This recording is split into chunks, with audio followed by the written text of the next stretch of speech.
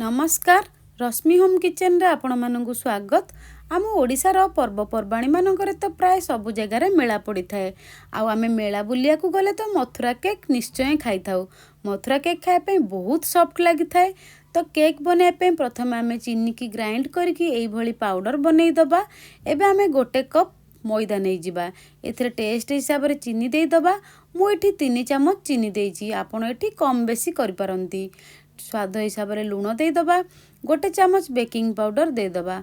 Half cup दही, गोटे चम्मच रिफाइन ऑयल दे दबा। एथिरे बिल्कुल पानी यूज करिवे नाही। ए सब को भलो भाबरे चकड़ी नेबे। प्लीज वीडियो को स्किप न करी फुल वॉच करंतु। मैदा चकड़ला बेले एमती हाथ रे लगी थाए। तो एठी आपण माने बिल्कुल पानी यूज करिवे नाही। गोटे चम्मच पुणी ऑयल देकी ताको भलो भाबरे चकड़ी की आधा घंटा पर्यंत रेस्ट दे देबे। एबे आधा घंटे पर हाथ रे टिके ऑयल लगे ने कि छोट छोट करी ताको गुळा कर नेबे।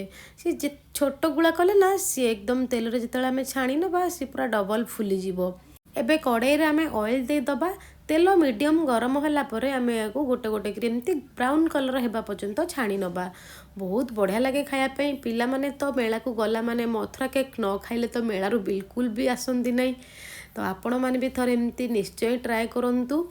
तो प्लीज़ वीडियो को लाइक शेयर करंतु। जदि चैनल ले नुआ अछंती तेबे प्लीज सब्सक्राइब करंतु। मथुरा केक गरम थिबा समय रे आमे एथिरे चीनी पकाई कि ताको गुळेई नबा। बिल्कुल ठंडा हला पर पकेबे नाही। गरम थिला समय रे पकाइले चीनी ता देरे लागी कि रही थाए। नमस्कार, जय जगन्नाथ।